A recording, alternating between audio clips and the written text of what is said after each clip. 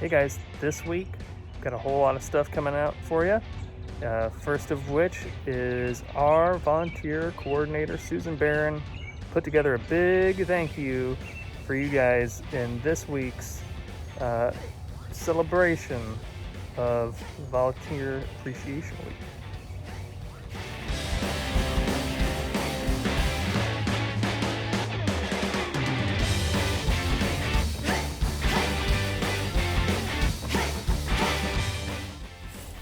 V is for vital.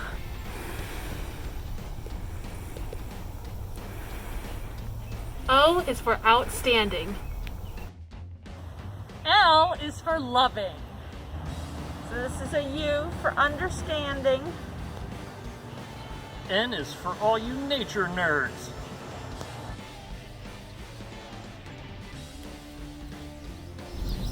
T is for tender.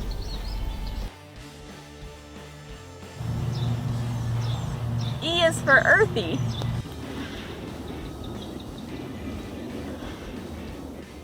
E is for enthusiastic. R, reliable. We really appreciate how reliable all of our volunteers are, coming ever so often, meeting their commitments, and really helping us achieve some difference in the community. So we really appreciate what you do, and we're looking forward to having you come back just as soon as we're able to have you. Thank you, all you volunteers, for all the work that you guys do and for sticking with us through this whole time period. Thank you for being so wonderful. You are such great volunteers. We miss you so much, and we can't wait to have you back. Thank you, volunteers. We really miss you and we're looking forward to seeing you again soon. Thank you, volunteers. Thank you, volunteers. We miss you so much and we can't wait to have you all back. Thank you, volunteers. You are wonderful. We miss you all terribly. We are so happy that we've gotten to see some of you, and we look forward to seeing the rest of you out here. I'm going to cross my fingers, hopefully very soon. So happy Volunteer Appreciation Week. Yay, volunteers!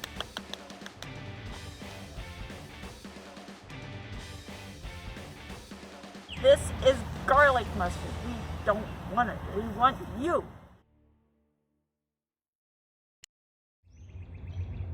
Well, I want to say thank you to Susan for coordinating that effort because we really do appreciate you guys, miss you, and incredibly glad to have volunteers now starting to come back on a trial basis here on site.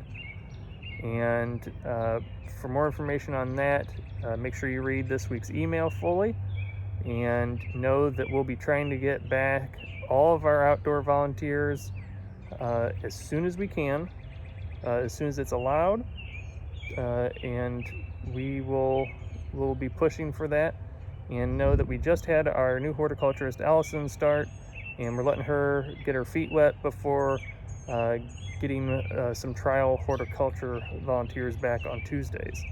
So know that that's coming in probably the next couple weeks, and so be on the lookout for emails from us and Scott Bahan in the very short future on that. But in the meantime, let's go look at one of the very first projects that volunteers have now tackled being back on site. That's our Friday restoration crew, and the first 2 weeks here they have tackled 2 invasive plants, pulling them from our woods and prairies. And so let's go take a look at what they've been doing. All right, so we are super excited. We have finally gotten the chance to have volunteers back on a trial basis, and some of our first volunteers back are our restoration volunteers here on Friday. And this is Dean. Hello. Dean, what do you got going on there? What are you doing today? Well, we're trying to eliminate these things. We're trying to eliminate garlic mustard and yellow rocket that are in bloom and we can see before they go to seed. So that's kind of what we're doing today. That's great. And these are invasive species, folks. So we're pulling plants that should not be here and choke out our native flora. And these are both mustards too. If you see that these look very similar here. All All right, thanks, Dean. It's great to have you back. Great to be back. Thanks, James.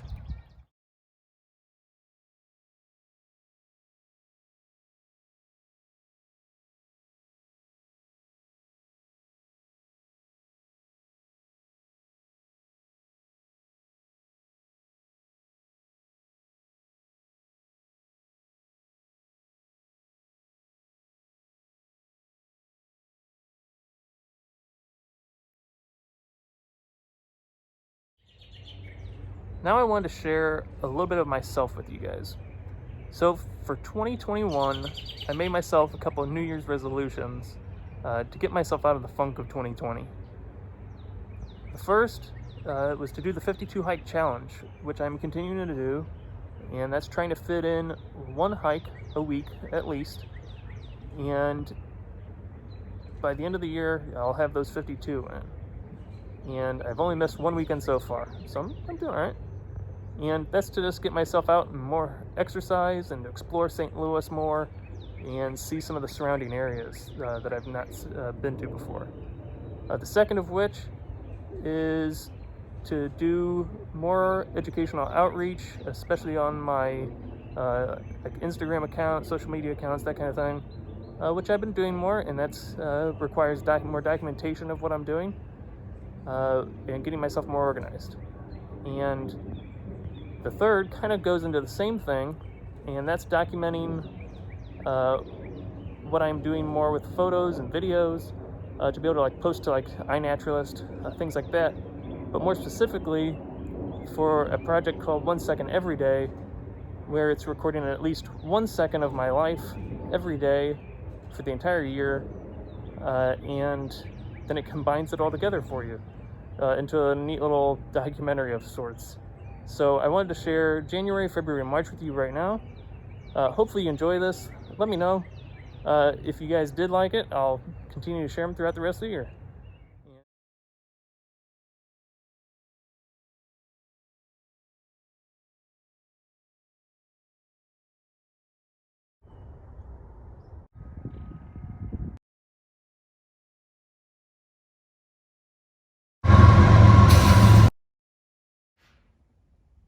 Measure the pH.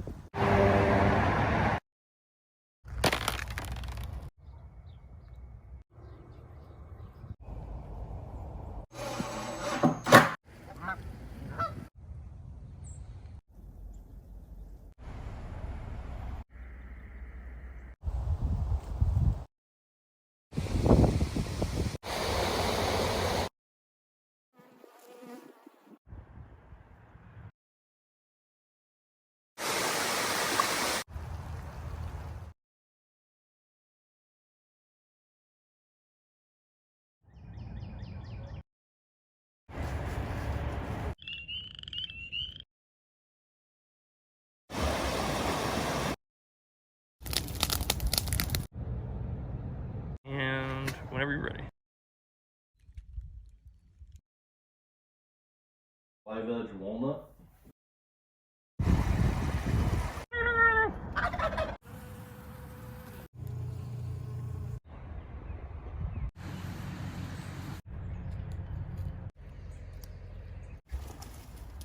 So this is an auto sampler.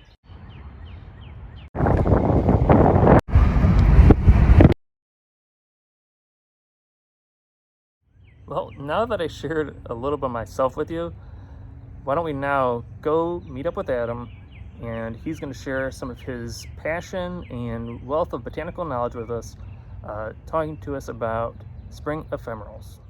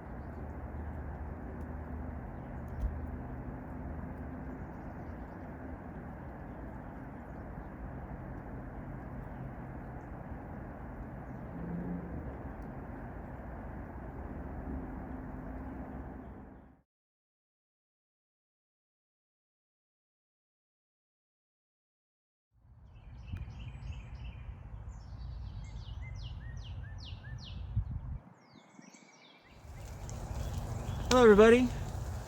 So it's a lovely spring day out here in the woods, and as you can see right behind me, there's a nice assortment of some of our native spring ephemeral flowers. And today I want to talk to you guys a little bit about what exactly a spring ephemeral is and why they're so important. So as you might have guessed by the word ephemeral, these are plants that, much like the goldfish you brought home from the county fair as a kid and then left in a bowl of tap water on a windowsill, they aren't around for very long. They emerge early in the spring and taking advantage of the relatively open landscape, and they have to complete most of their growth cycle in a relatively short amount of time before things warm up and then all the trees and shrubs and other understory plants leaf out and take up most of the available sunlight that reaches the forest floor, at which point they usually die back to the ground and leave little to no trace that they were ever there. So some of these plants might look delicate, but you actually have to be pretty tough to grow and thrive in these cooler seasons. And there are several challenges that these species have had to adapt to. For starters, soil temperatures in the spring are much lower, which makes it harder for plants to uptake water and can also reduce the availability of nutrients because the chemical reactions that would unlock those nutrients are often not as efficient at lower temperatures. There's also the risk of a hard frost or a late season snowstorm. Although late season snows like this usually won't kill the plant, it can set back flower and seed production, which makes it harder for the plant to complete that important part of its life cycle within its short window of time. Another big drawback of starting your growing season earlier in the year when it's still cold outside is that the rate of photosynthesis, which of course plants use to produce carbohydrates and energy for growth, is dramatically decreased because the enzymes that are needed to carry out that process do not work as efficiently when it's cold outside. But again, these spring plants are tough and they've adapted ways to deal with these disadvantages.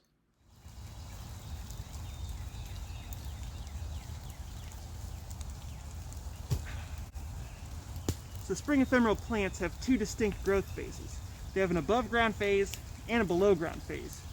Now during the below ground phase, which takes place throughout the fall and winter, the plants use the energy stored from the previous spring to grow new roots and also form buds for the next growing season.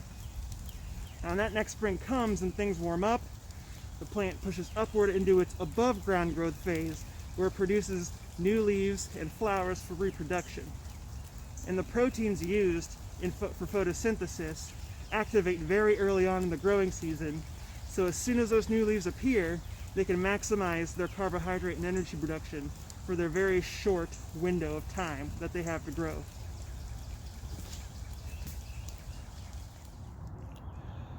So here we are in the North Woods.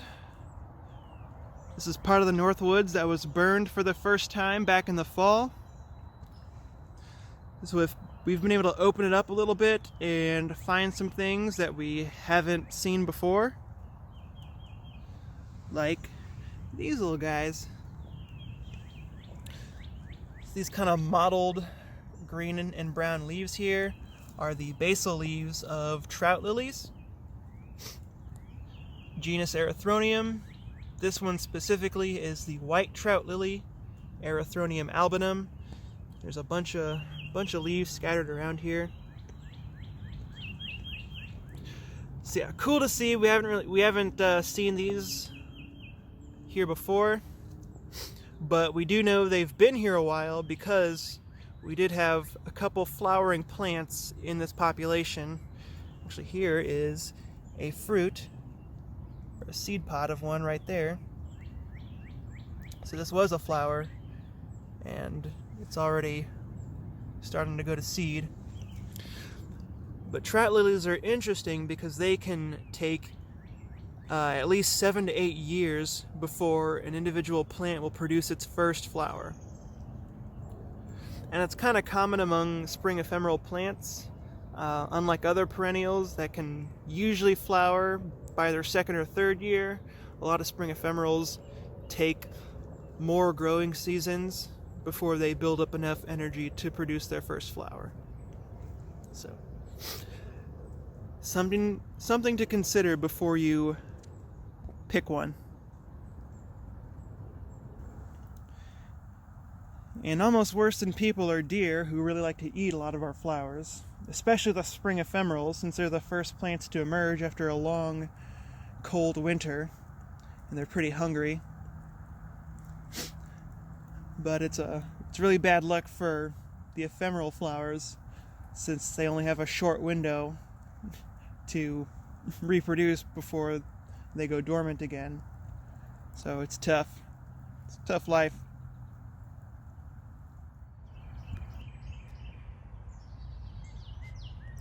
These tough spring ephemerals play a number of important roles in their ecosystem. They provide critical early season food sources for many pollinating insects and other wildlife.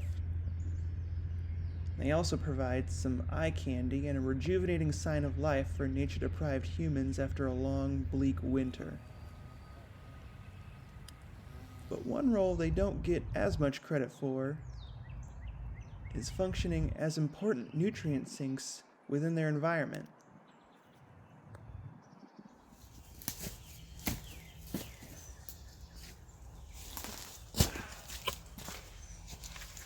So there's an interesting idea called the vernal dam hypothesis, which basically suggests that large amounts of soil nutrients can be lost in the spring as they're washed away from increased rainfall and seasonal snowmelt, and that early growing spring plants can help sequester those nutrients before they can be potentially lost. Now, it's not exactly a proven theory, but there is some good evidence to support it. For example, spring ephemerals like trout lilies have been shown to sequester large amounts of nitrogen and potassium in their tissues as they grow. Then, when it warms up and those leaves die back, they release some of those nutrients back into the soil, where they can be readily reabsorbed by the warm season plants that are really starting to take off at that point.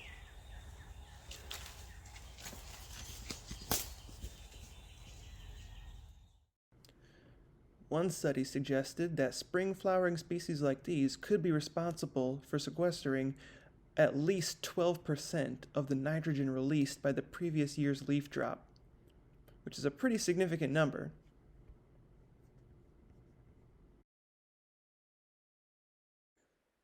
But these tough plants also face some challenges that they aren't adapted for, like habitat loss and encroachment by invasive species, such as winter creeper, our old nemesis, garlic mustard, and lesser celandine.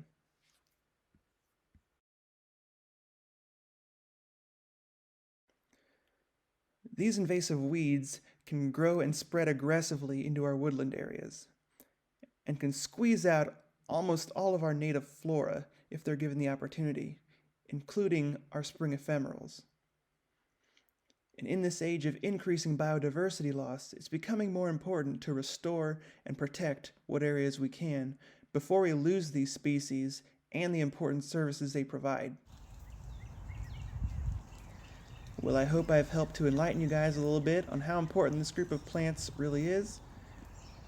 And make sure you take some time out for yourself soon to go appreciate them in person, because as you can see, there's more green on the ground and leaves on the trees, so it won't be long before these spring ephemerals retreat back underground and go dormant for the rest of the year. So go out and see them while you still can.